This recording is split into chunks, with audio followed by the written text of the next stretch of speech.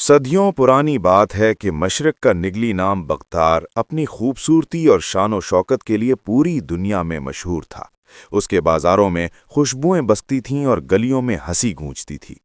लेकिन फिर इस शहर बेमिसाल को किसी की नज़र लग गई। अब यहाँ हवाएं तो चलती हैं, मगर उनमें सरगोशियों के खौफ की और दहशत की। बगदाद का बूढ़ा बादशाह अपने महल में कैद होकर रह गया है, क्योंकि उसकी इकलौती बेटी शहजादी लैला पर एक ऐसा कहर टूटा है जिसने बादशाह की कमर तोड़ दी है।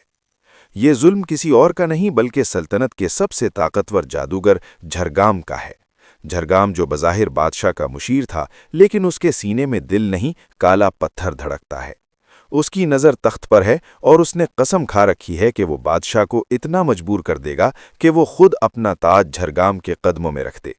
हर सुबह जब सूरज अपनी पहली किरण जमीन पर डालता है तो बजाय जिंदगी जागने के शहजादी लैला की जिंदगी थम जाता है। एक मासूम लड़की का जिस्म आहिस्ता आहिस्ता सख्त होने लगता है। उसकी रगों में खून जम जाता है, जिल्द सख्त बन जाता है और देखते ही देखते वो जिंदा इंसान से संगे मरमर की एक बेजान मूर्ति बन जाती है। पूरा दिन वो एक बुत बनी रहती है, न हिल सकती है न बोल सकती है, बस उसकी पथराई हुई आंखें सब देखती रहती हैं। और जैसे ही शाम का सूरज ढलता है वो वापस इंसान बनती है, लेकिन सिर्फ रात के अंधेरे में रोने के लिए। झरगाम ने यह लानत इसलिए भेजी है ताकि शहजादी की तकलीफ देखकर बादशाह हिम्मत हार जाए। लेकिन कहते हैं कि जहां अंधेरा होता है वहां कुदरत रोशनी का कोई न कोई जुगनू जरूर भेजती है। बगदाद की कुछ आबादियों में एक नाम जुबान ज़द जलियाम था, और वो था जायान। जायान कोई आम नौजवान नहीं था, वो बगदाद का सबसे माहिर और चालाक चोर था। लोग कहते थे कि जयान चाहे तो हवा को भी मुट्ठी में करने और बादशाह की अंगूठी चुरा ले और बादशाह को खबर तक न रहे। आज रात जयान ने अपनी जिंदगी का सबसे बड़ा फैसला किया था। उसका हदफ था शाही महल का खजाना और दुनिया का सबसे कीमती हीरा माह अनवर। रात गहरी थी और पहरदार ऊँघ रहे थे जब जायान एक साये की तरह महल की ऊंची दीवारें फांदकर शाही अहाते में दाखिल हुए। जायान दबे पांव शहजादी के कमरे की तरफ बढ़ा। उसे मालूम था कि हीरा अक्सर शहजादी के कमरे में मौजूद खास संदूक में होता है। वो खिड़की के रास्ते अंदर कूदा। कमरे में मोमबत्ती की मध्यम रोशनी थी। शहजादी बिस्तर के किनारे बैठी थी। जायान ने सोचा वो सो रही होगी, इसलिए वो आहिस्तगी से संदूक की तरफ बढ़ा। लेकिन तभी कमरे में शहजादी लैला की आवाज़ गूंजी। उसने जायान की तरफ देखे बगैर कहा, तुम देर से आए हो। जायान जायान के कदम जम गए। उसने हैरत से मुड़कर देखा। शहजादी के हाथ में कोई जेवर नहीं बल्कि एक छोटा खंजर था और उसकी आंखों में खौफ की जगह अज़्म था। जायान ने हैरान होकर पूछा, शहजादी आप जाग रही हैं और आप मेरा नाम जानती हैं? बगदाद में कौन है जो जायान के कारनामों से वाकिफ नहीं? सुनो जायान, मैंने ही शहर में हीरे की हिफाजत की झूठी अफवाह फैलाई थी ताकि तुम जैसा कोई हुनरमंद शख्स लालच में यहाँ आए, क्योंकि मुझे एक चोर की ज़रूरत थी। लेकिन शहजादी, मैं तो यहाँ हीरा चुराने आया था, आपकी मदद करने नहीं।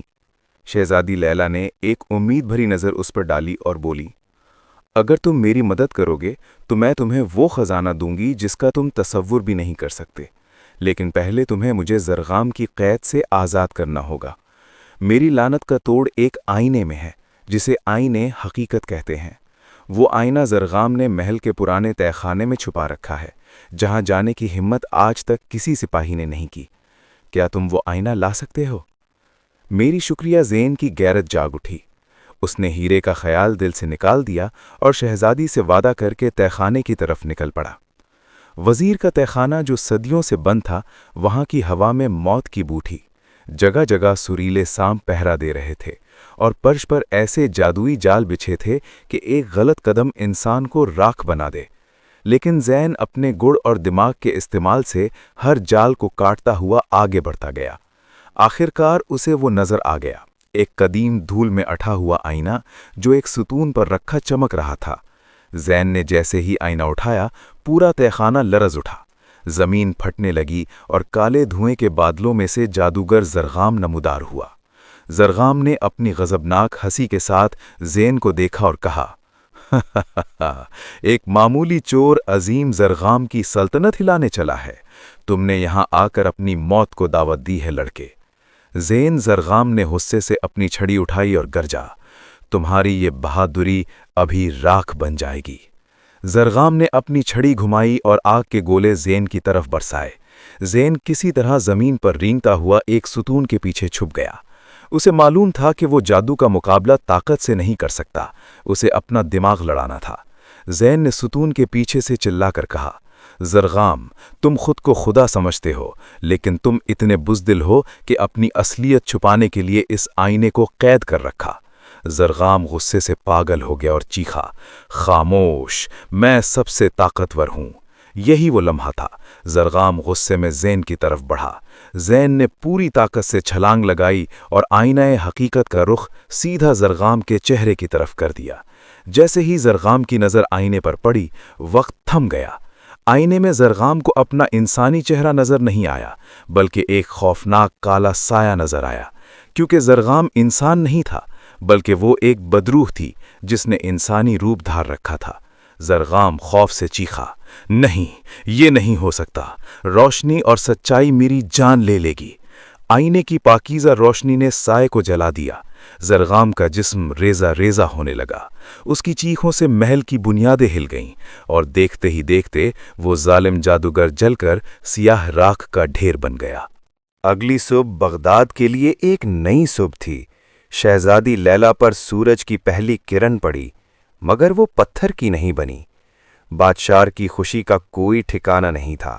دربار سجایا گیا اور زین کو ہیرو کی طرح پیش کیا گیا۔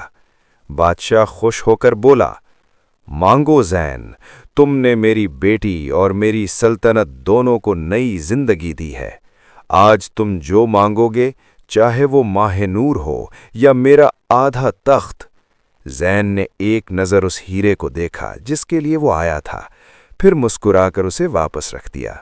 زین نے ادب سے کہا، بادشاہ سلامت، ہیرے تو پتھر ہوتے ہیں، گم ہو سکتے ہیں، مجھے وہ روشنی چاہیے جو میری زندگی کو ہمیشہ روشن رکھے۔ اگر آپ اجازت دیں تو میں بغداد کے اصل نور شہزادی لیلا کا ہاتھ مانگتا ہوں۔ بادشاہ نے زین کی بہادری اور شرافت دیکھ کر اسے گلے لگا لیا۔ پورا محل تالیوں اور خوشیوں سے گونج اٹھا۔ سب کو لگا کہ کہانی اپنے حسین انجام کو پہنچ گئی ہے، مگر وہ بھول گئے تھے کہ برائی جب مرتی ہے تو اکثر اپنے پیچھے کچھ چھوڑ جاتی ہے۔ خوشیوں بھرے محل سے دور واپس اسی ویران تہ خانے میں جہاں موت کا سناٹا تھا، زمین پر جھرگام کی جلی ہوئی راکھ پڑی تھی۔ اچانک راکھ میں حرکت ہوئی، ہوا کا ایک تیز جھونکا آیا اور وہ سیاہ راکھ اڑ کر جھرگام کی ٹوٹی ہوئی جھڑی کے پاس جمع ہونے لگی۔ دھواں اٹھا، گہرا کالا دھواں، اور اس دھوئیں نے ایک بھیانک ہیولے کی شکل اختیار کر لی۔ دو سرخ آنکھیں اندھیرے میں جل اٹھیں۔ اس ہیولے نے اپنی سرخ آنکھیں کھولیں، گہرا کالا دھواں بلند ہوا اور تہ خانے کی دیواریں لرزنے لگیں۔ اس بھیانک ہیولے نے اپنی سرخ آنکھیں پوری طرح کھولیں اور اس کی بھاری گونجتی ہوئی آواز تہ خانے میں پھیل گئی، جھرگام مر نہیں سکتا، میں اس کا سایہ ہوں، اس کی نفرت، اس کی آخری سانس۔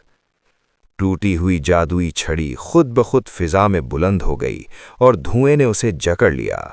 یہ جھرگام کی آخری چال تھی، اپنی موت کے بعد بھی زندہ رہنے کی۔ اسی لمحے محل میں شہزادی لیلا کی آنکھ کھل گئی۔ اس کا دل بے وجہ زور زور سے دھڑکنے لگا۔ آئینہ حقیقت جو اب محل کے مرکزی ہال میں رکھا تھا، اچانک تیز روشنی سے چمک اٹھا۔ زین نے فوراً سب کچھ سمجھ لیا۔ یہ کہانی ابھی ختم نہیں ہوئی، وہ زیر لب بولا اور بغیر وقت ضائع کیے دوبارہ تہ خانے کی طرف لپکا۔ جب زین وہاں پہنچا تو اس نے دیکھا کہ سایہ آہستہ آہستہ ایک نئی شکل اختیار کر رہا ہے۔ زین نے آئینہ حقیقت اٹھایا، مگر اس بار صرف آئینہ کافی نہیں تھا۔ شہزادی لیلا بھی وہاں آ پہنچی۔ اس نے آئینے کے سامنے کھڑے ہو کر کہا، سچ صرف دکھایا نہیں جاتا، قبول بھی کیا جاتا ہے۔ جیسے ہی اس نے آئینے کو چھوا، اس کی روشنی کئی گنا بڑھ گئی۔ یہ روشنی صرف جھرگام کے سائے پر نہیں، بلکہ اس نفرت پر پڑی جو اسے زندہ رکھے ہوئے تھی۔ سایہ چیخ اٹھا، دھواں بکھرنے لگا और आखिरकार एक ठंडी खामोशी छा गई। इस बार न राख बची, न साया, न अंधेरा। अगली सुबह बगदाद वाकई जाग उठा। हवाओं में खौफ नहीं बल्कि खुशबू थी। गलियों में फिर से हंसी गूंजने लगी। जैन और शहजादी लैला की शादी बगदाद की तारीख का सबसे रोशन दिन बन गई और आईना हकीकत को शहर के दरवाजे पर नस्ब कर दिया गया, ताकि जो भी बुराई आए वो सबसे पहले अपना असल चेहरा देख ले। और लोग आज भी कहते हैं, बगदाद उस दिन बचा था जब एक चोर ने सच चुरा लिया और एक शहजादी ने रोशनी बांट दी। अगर आपको आज की हमारी कहानी पसंद आई हो तो कमेंट्स में ज़रूर बताइएगा और मज़ीद स्टोरीज़ के लिए हमारे चैनल पुरकशिश कहानी को सब्सक्राइब कर लें।